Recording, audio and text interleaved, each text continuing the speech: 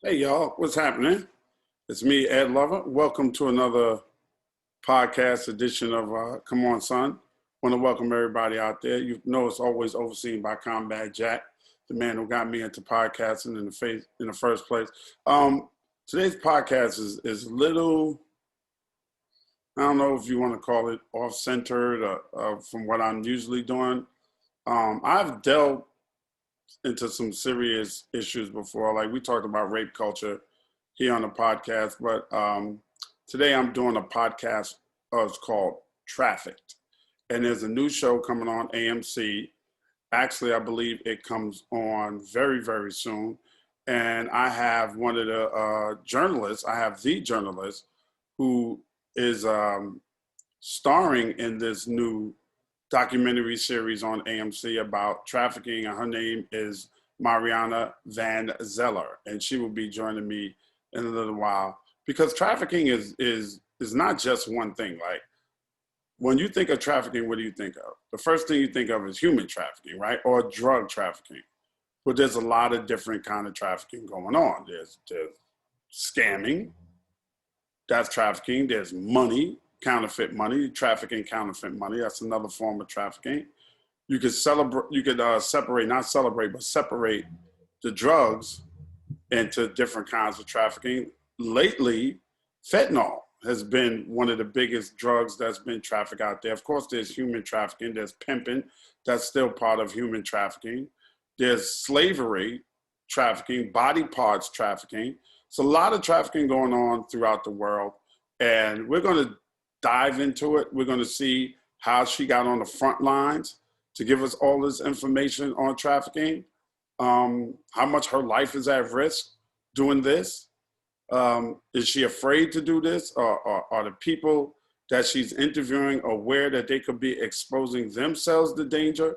How much danger is involved with going behind the scenes and bringing to the forefront all of this trafficking that's going on? Is America complicit in some of the trafficking? A lot of us say, yeah. A lot of us will look back to the role Freeway Rick Ross played in drug trafficking and the person who was supplying him and who he was getting it from.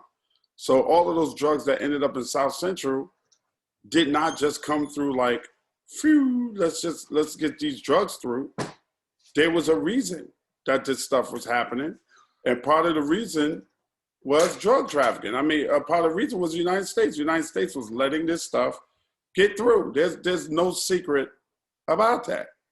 But the people that let this stuff get through are never the people that are apprehended, arrested, and convicted on these charges. There's no way that somebody somewhere is not taking a payoff for this stuff to get through, whether it's human trafficking, whether it's trafficking fentanyl, whether it's counterfeit money, whether it's scams.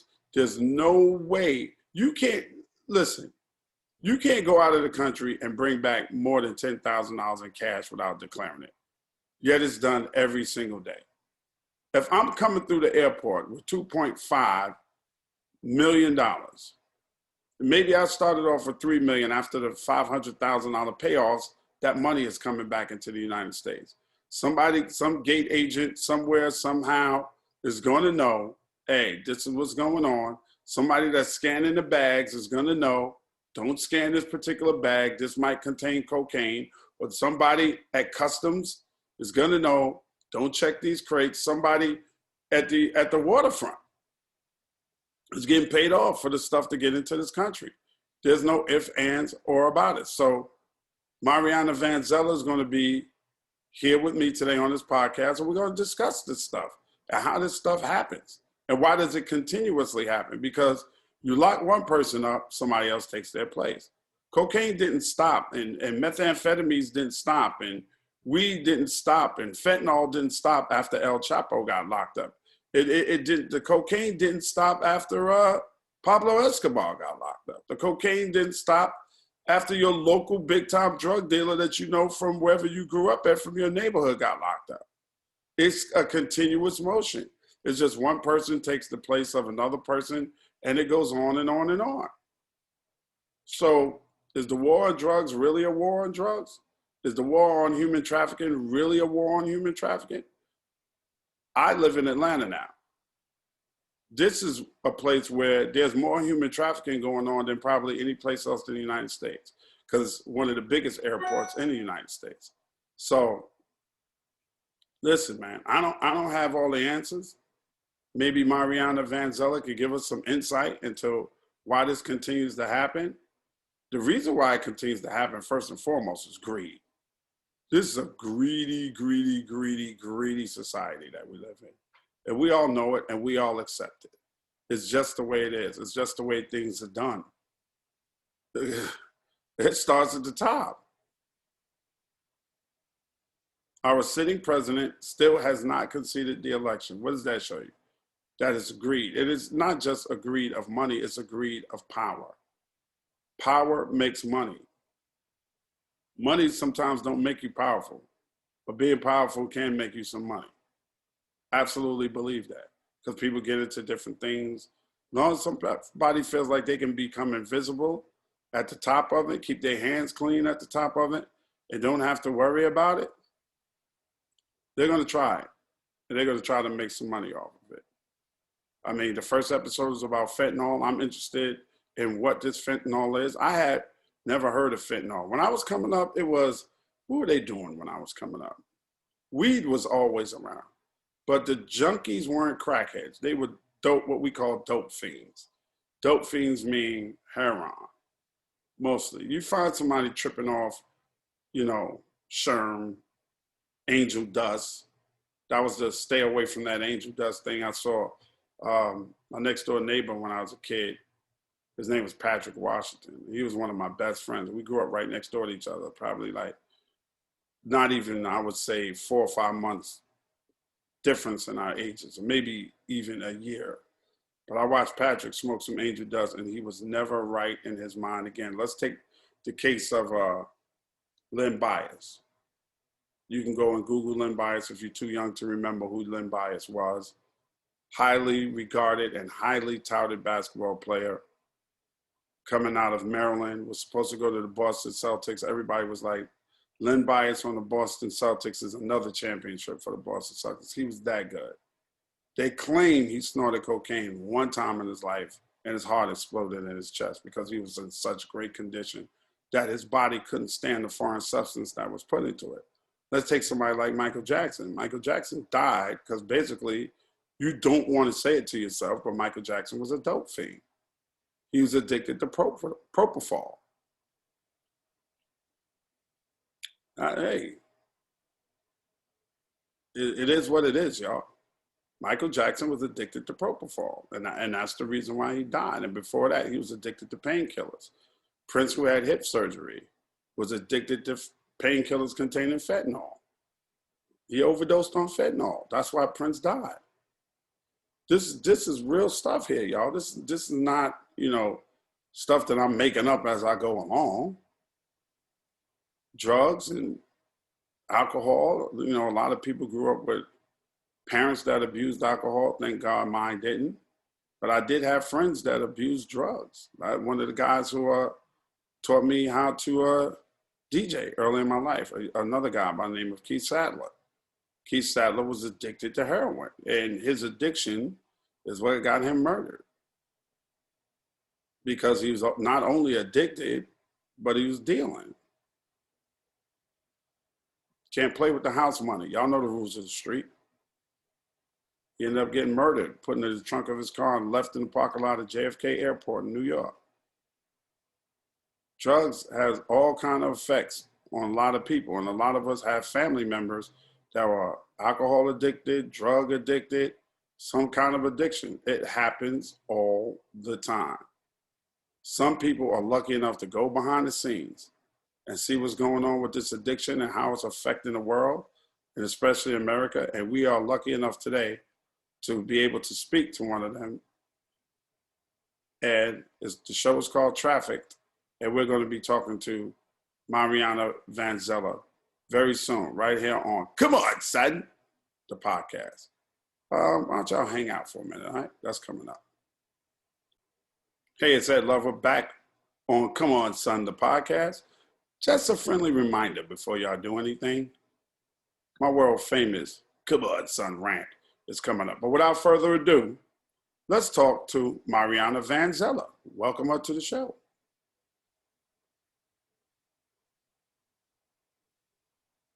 Hello. I'm not hearing you. How are you?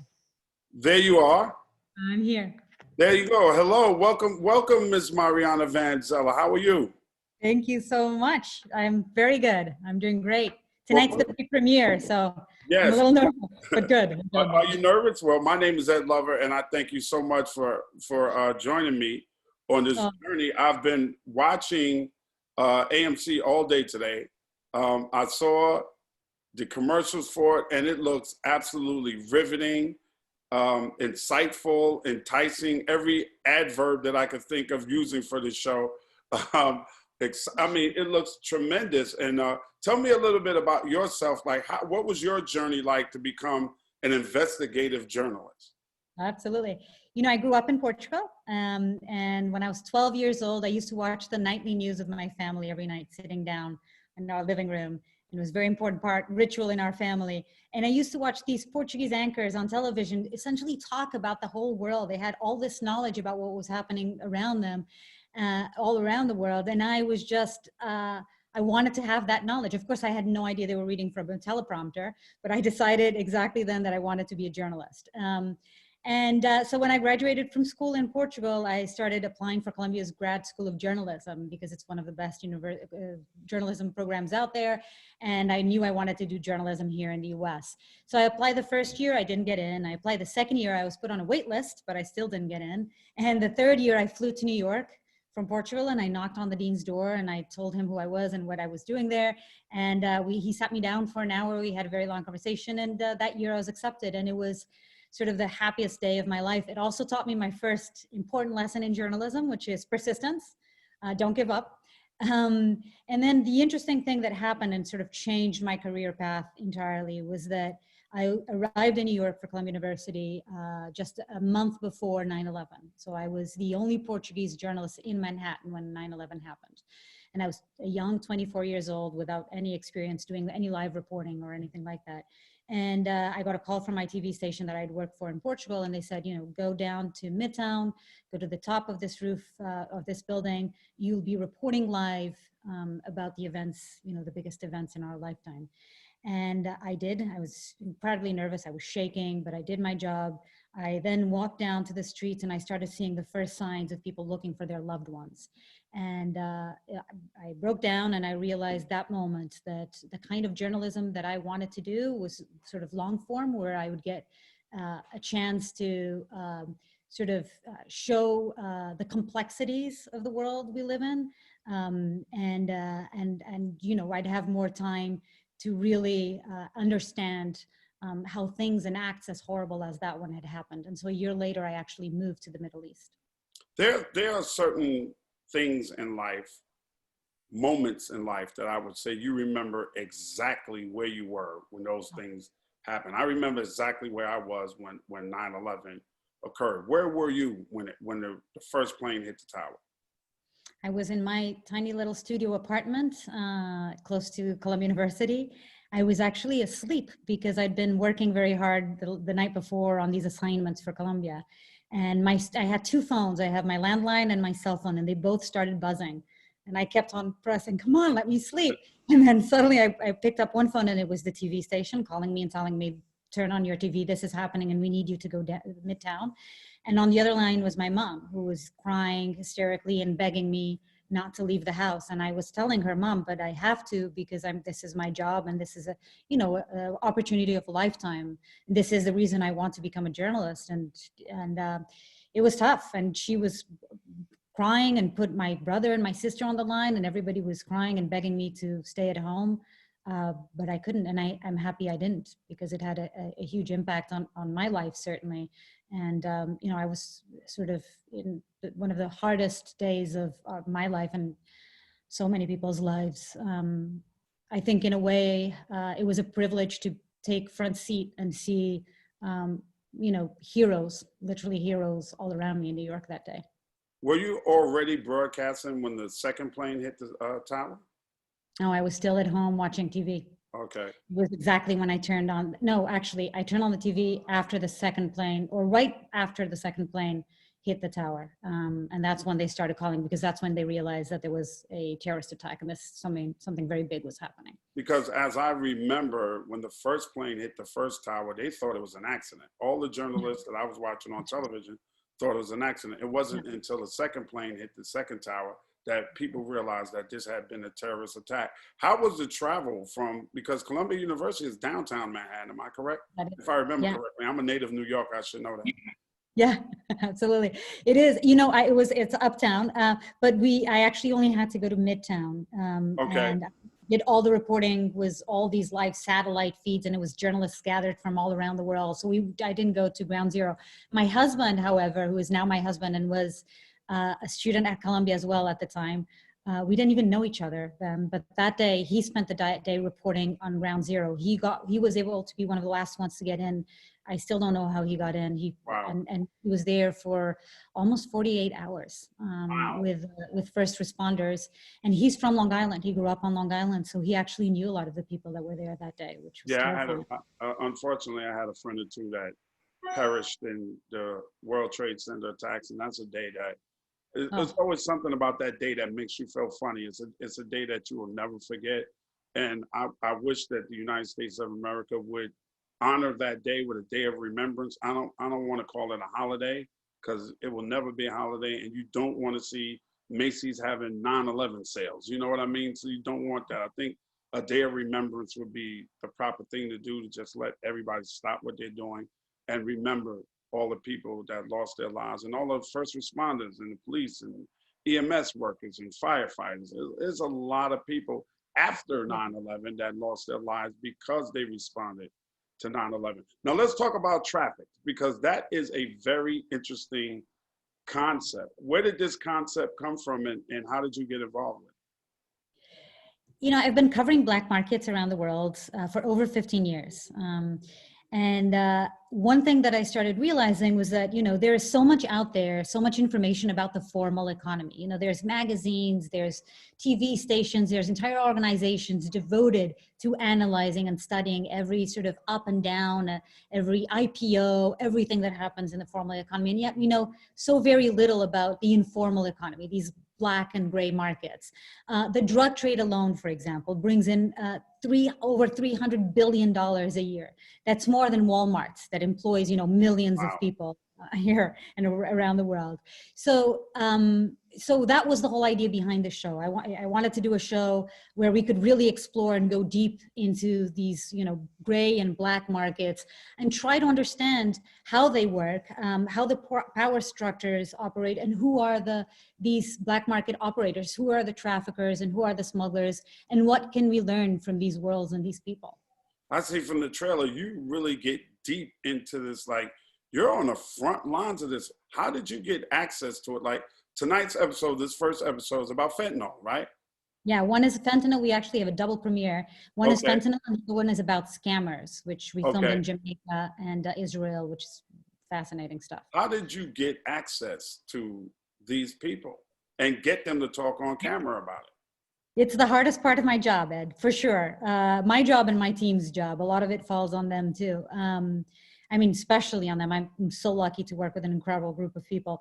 But, I'd say that for every yes we get, there's dozens and dozens of no's. There's a lot of making phone calls, going after people, chasing people, and trying to build that trust that is necessary in order to gain access to these worlds. But I'd say also it's a lot about the approach and the way you approach people. If you treat people with respect and with empathy, and if you trust them, they will trust you back and will treat you equally. And so the way that I approach everyone, and I'm always very clear about my mission there, it's not to judge. I am here to listen to your story. And I want to share with people, what it is you do and why it is, more importantly, why it is that you do this. And more often than not, obviously there's a lot of bad people, and I've spent a lot of time with a lot of bad people out there, and there's people doing very bad things. But more often than not, I found that the reason why people enter these worlds is because of the hard card that they've been dealt in life. It's lack of opportunities, it's the circumstances. And I think that it's easier for us to paint the world as black and white and think of the others as bad people. And it's happening, you see it all around us now more than ever, this idea of demonizing the other side, not just here in America, but all around. And so I really hope that the message that we get from watching this show is one of people that we think have nothing in common with us actually do. And there's a lot more that connects us than doesn't. It's a humanizing aspect of it all that I'm hoping will come across. As you said just a little while ago, this is a double premiere, so we're dealing with scammers and fentanyl. When did fentanyl become the rage? Because I was just thinking back about growing up, and I never remember hearing anything about fentanyl. It was mostly weed, heroin, cocaine. That's mostly what you heard about. It's so interesting. You know what? I've been covering the opiate epidemic since 2008. One of my first documentaries that I did was called The Oxycontin Express. And it was about when Oxycontin suddenly became sort of the most popular drug in America and was killing in Florida alone, where we centered our reporting with the pain management clinics at the time. 7 to 9 people were dying every day from overdose on Oxycontins that they were getting from pain clinics. And then I followed up that reporting with a documentary I did on heroin abuse.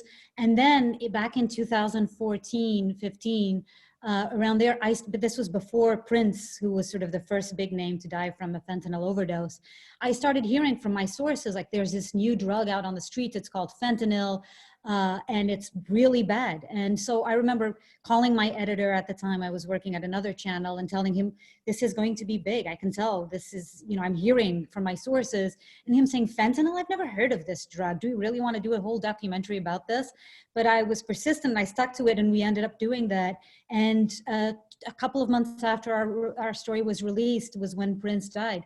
And it's interesting too that the parallels between Oxycontin and fentanyl, I don't think most people know, but it started as a pharmaceutical drug as well, made by American pharmaceutical companies and pushed on by people, sometimes in sort of illegal manners, by pharmaceutical companies. And we are seeing the devastation and what that meant.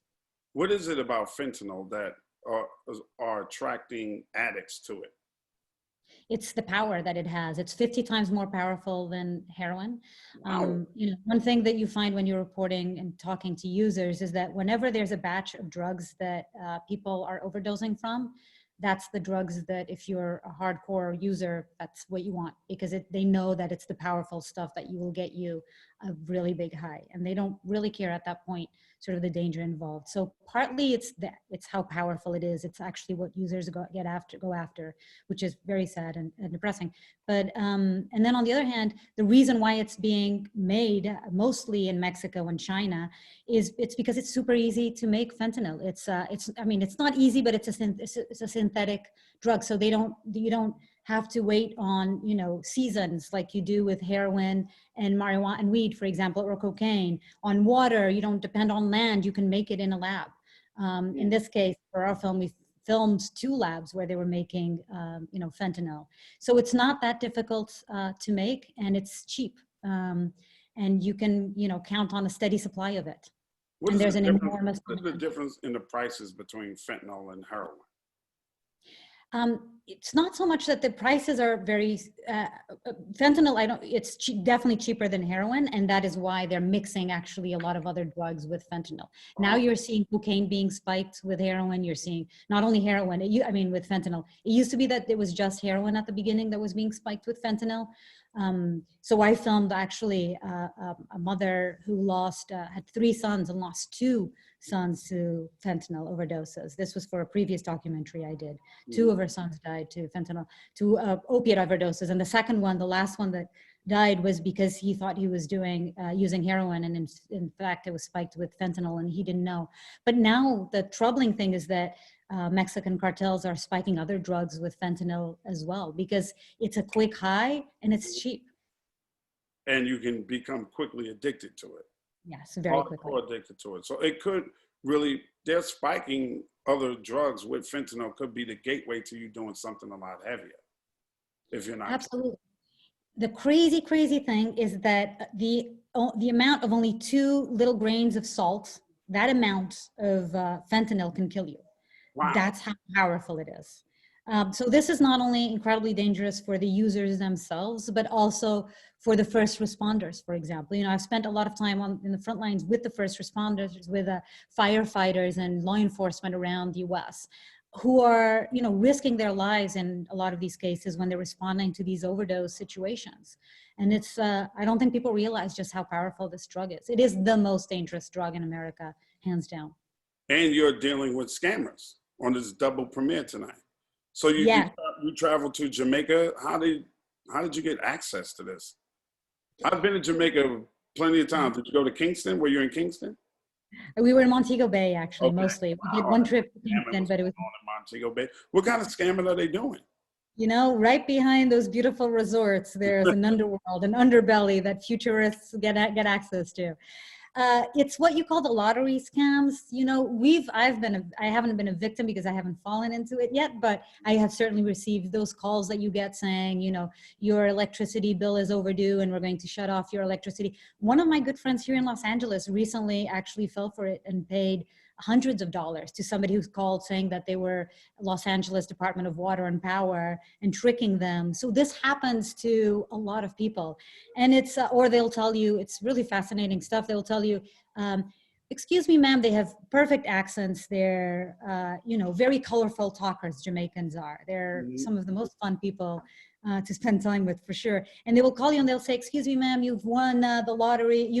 Did you shop at Walmart recently? And you'll say, yes, or, you know, wherever, the Whole Foods or whatever your grocery store is. And at one point they're going to hit something that you've been to. And you say, yes. Well, it turns out that you just won the lottery, or you won a Mercedes-Benz. Get this one. This one was a really fascinating one. You won a Mercedes-Benz. And in order to actually get access to that Mercedes-Benz, we will drive the car to you, but you have to pay taxes. So the Mercedes is worth $150,000, and all you have to do is pay $5,000 in taxes and transportation fees, and the Mercedes will get to your house. And you're like, you don't believe it. And then they call you in again the next day, and then they mail you an envelope with a little Mercedes key for a Mercedes car. They go to that length of sending you a car key. And then you start believing, you know, maybe, and they start saying, okay, ma'am, maybe you just start by paying just, you know, $500 or $1,000. Right. And slowly they start reeling you in. And so I went to Jamaica to meet the people behind those phone calls. Right. So if you could get 100 people, 200 people to give you $500 a piece, it's a pretty good amount of money. Oh, absolutely. And some of them end up giving thousands and thousands of dollars. Wow. It's really sad. And then, you know, we heard stories of victims here, of Americans actually committing suicide because they've given all their money to scammers. Wow. It's really sad. Horrible. That's very sad. I actually had a scammer call my mom. My mom is 81 years old, and told my mom that they were from the Internal Revenue Service. Yeah. And that she owed back taxes, and how to pay the taxes is like a green dot card or something. And my mother was like, that doesn't sound right. And I said, Mom, give me the number that they called from. And I called them back and I said, oh, I just want to pay my mom's taxes because I don't want to get her in trouble. Why don't you come to the house and I'll write you a check? As soon as they said that, click, it was over with. As soon as I said, come on, I'm going to give you the address to where I am. I should have brought you with me to Jamaica. Yeah. How much you want this money? Because when you come to my house, you're going to get a really surprise. Were the people that gave you access to it, were they worried about you maybe being a federal agent, a DEA agent? What did you have to go through to prove to these people that you were legit?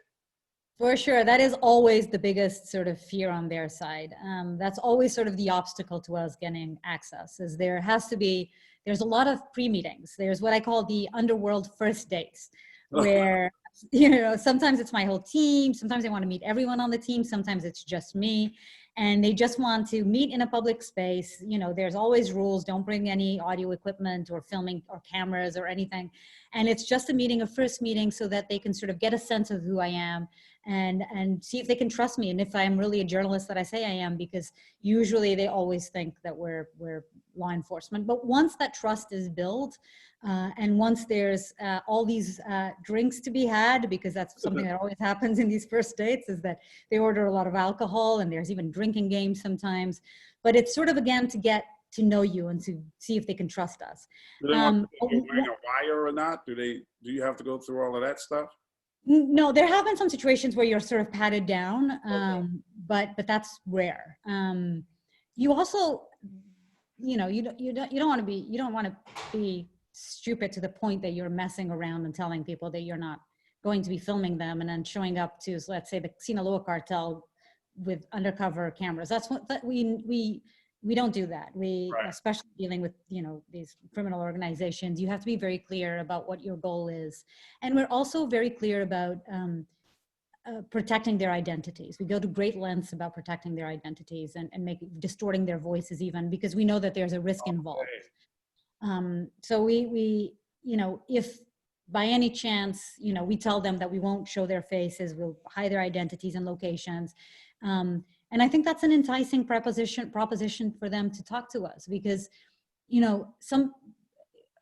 partly because of ego, these people have worked in these worlds for a very long time. They're some of the best sort of, counterfeiters and smugglers and, illegal drug chemists in the world. And they don't have anyone to boast to. Their families, a lot of times, don't even know what they do. And so we give them opportunity to disguise their identity and to talk about something that they feel they're very good at. And also, on the other hand, super interesting to me that I found is that there's people who want to share their stories because they know that the world portrays them as the bad people. And they want to tell us that they are not, and how they got into this world. And, for them, it's important to be able to share their story. I see that. I was going to ask you, because you already described that you changed their voices and their locations. I was going to ask you, isn't that dangerous for them to be recognized by somebody else, maybe in their cartel, and they're talking to an investigative reporter? That could put the whole operation in danger.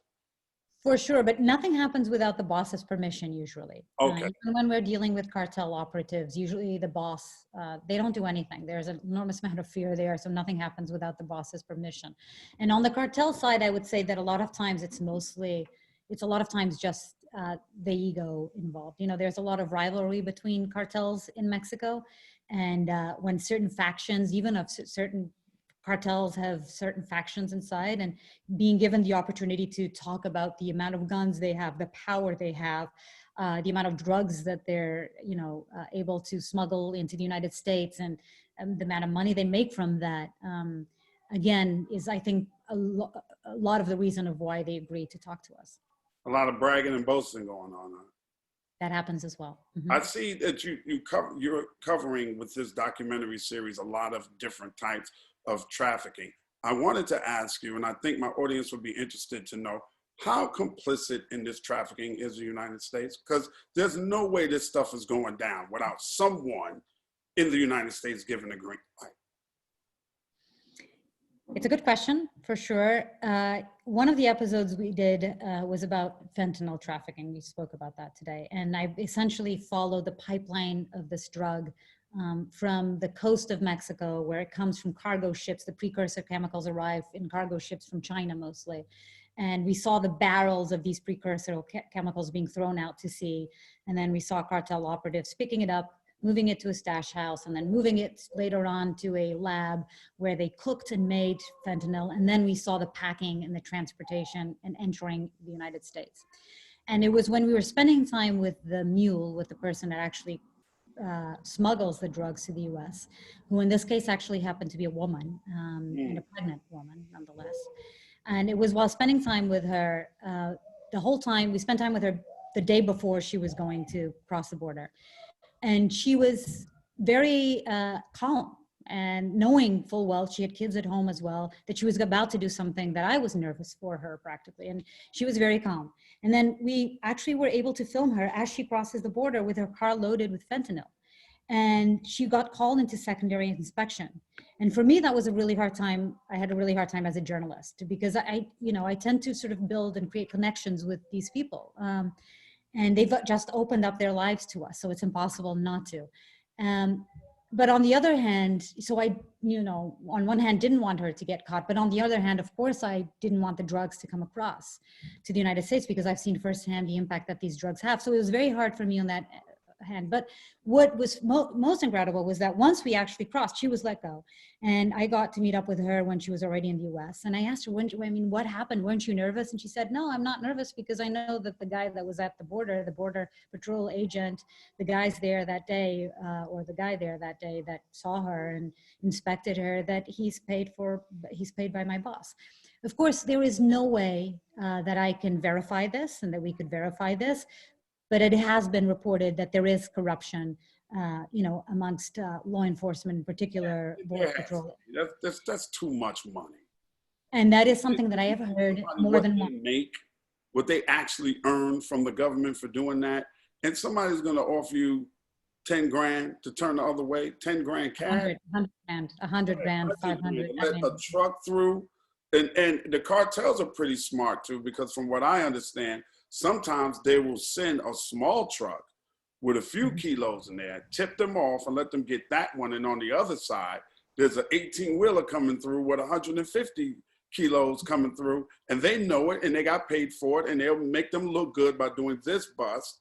And this guy who's driving knows not to run his mouth, and all the rest of the stuff gets through. So they'll take a loss on one side for the bigger load to get through on the other side. That is what I've heard during many years of reporting on drugs in general. Again and again, I've heard it more than once. But it has been impossible for me to verify it, but it has been reported before. I don't think that's news to anyone. Yeah, that's a very scary position to be in. Who's watching your back? Well, I think it's sometimes what we don't show is the amount of sort of planning and security meetings that go in, before we even hit the ground. No story is worth a life, that's for sure. And I take, a lot of, it falls a lot of my shoulder as well, because this has been a series that I've wanted to do all my life. And I've sort of gathered this incredible group and team that are now my family. So I don't take security lightly at all. I'm quite sure your family is worried about you every time you go deep into this jungle of the underworld. And you should see my husband. He's a journalist as well, and we started reporting together in these worlds and traveling around the country. And just to give you a sense of what our relationship is like, one time I was also doing another fentanyl story back in the day, a few years ago, and I was being given access to this lab, fentanyl lab, and they told me that the only way I could get access is if it had to be in the middle of the night, and they had to blindfold me and not show me where we were going. And I called my husband, who wasn't there at the time, and I said, hey, so this is the deal, and they're saying they want to blindfold me in the middle of the night, and what do you think I should do? And he says, make sure the cameraman films you being blindfolded. That's about as safe as you could get, huh? So he's the storyteller at heart, the filmmaker. Storyteller. Mariana Van Zeller, thank you so much for joining me today. I really, really appreciate it. We will be watching Trafficked, all episodes, and the best of luck to you. And keep bringing us those stories that hit us in the heart that we can really, really attach ourselves to. We thank you so much. Thank you so much, Ed. It was a pleasure being here. All mine. Make sure y'all check it out, man. The first episode is tonight on AMC. It's called Trafficked, and we will all be watching. The world will be watching. God bless you. Safe travels and all the best to you. Can I correct one thing real quick? Sure. National Geographic, not AMC. National Geographic. I will make sure I say that so many damn times. It's National Geographic, not AMC. Thank you so much. I'm sorry. You're very welcome. Thanks, Ed. Thank you so much. So it's actually the National Geographic channel, y'all. And I think I said AMC probably like 30 times. I didn't mean to give AMC all of that plug. It's on National Geographic. It's called Trafficked. You have to watch it. Wow. I mean, what an incredible story. This lady is going through everything that she can, man. Those investigative journalists are, what would we do without them? Like, how would we get all this, the deep in the dark end stories, like from the real, from the front lines, they don't get appreciated enough. We appreciate our anchors so much that sit in the studio reading the teleprompter, telling us the stories. We don't appreciate our investigative journalists that go to the front line in order to deliver the story. It's on Nat Geo. We will definitely be watching. I'm getting another message from her producer.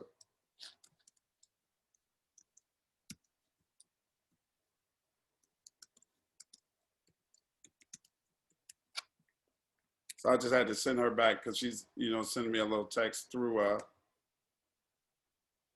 oh, well, she's out of the meeting now. It is Nat Geo, y'all. That's what it is. Y'all make sure you watch on the National Geographic channel. It's called Trafficked. Mariana Van Zeller, I thank you so much once again. Nat Geo, y'all. Nat Geo, okay? Make sure that you watch it on Nat Geo. The first episode is on fentanyl. It's a double premiere, fentanyl and scamming. I can't wait to see it.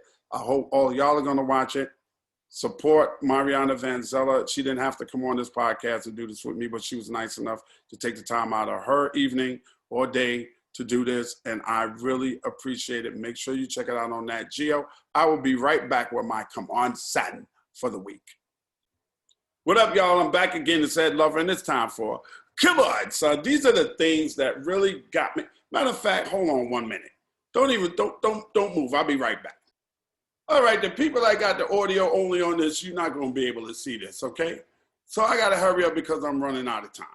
So come on, son, y'all. First of all, I want to say come on, son, to whoever the young lady was that jumped into the clubhouse room when Kevin Hart was in there, and the subject was, is Kevin Hart is funny, and called us all dick riders, and then got upset with me because I got upset that she called me a dick rider. Come on, son. Fuck out of here. I don't care if you're a woman or a man. You're never going to call me a dick rider and get away with it. I'm not having it, okay? And speaking of things that I'm not having, this fucking new Drake candle. Drake has a candle coming out that smells like Drake. Come on, son. Why the fuck do I want to smell like Drake? Why do I want to smell like myself or some cologne? I don't want to smell Drake in my house. And all you hype beasts that's run out there buying this candle for $80, come on, son. Fuck out of here with that bullshit. Why the fuck would you want to buy a damn candle that smells like Drake? First of all, most of y'all never met Drake, and you don't even know if the scent that they giving you is really fucking Drake. Come on, son. My producer's going to buy that dumb shit, so she gets a come on, son, too. Second one, I want to say, well, this is the third one. Come on, son, the Oreo cookies for putting out a fucking candle that smells like Oreo cookies. I like Oreo cookies, especially the golden Oreos, but I'd be goddamn if I want my house to smell like a golden Oreo cookie.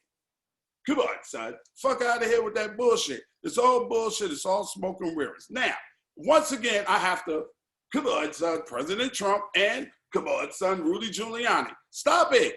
You fucking lost, dude. For real.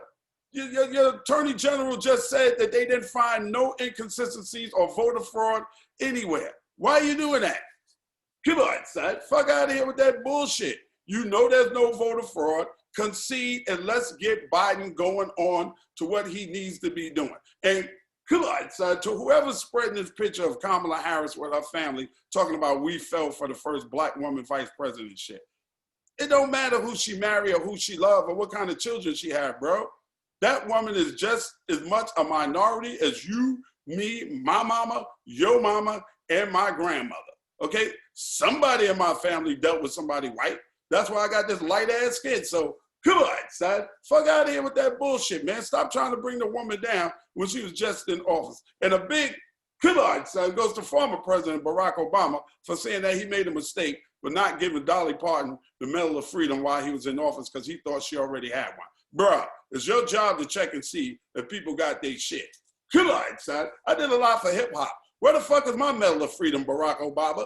Come on, son. For all of that shit, you done sold damn near 1 million books in the first week that book came out, and you worried about whether or not you gave Dolly Parton a Medal of Freedom? Come on, son. I love you, Barack, but come on, son. You gave one to Ellen and didn't give one to Dolly Parton? Come on, son. Dolly Parton 9 to 5? Come on, son. You know that song, son. And Dolly Parton does a lot for her charities, too. And she ain't mean to people like fucking Ellen is. So you should take Ellen's medal back and give that shit to Dolly Parton. Come on, son. My name is Ed Lover, and this is Come On, son. And I approve this message. Now get the fuck out of here with that bullshit. I'm out. Y'all keep God first. Everything else will fall into place. I'll talk at you, with you, to you, and about you next week, right up here on Come On, son, the podcast. Be easy, breezy. You got a long way to slide.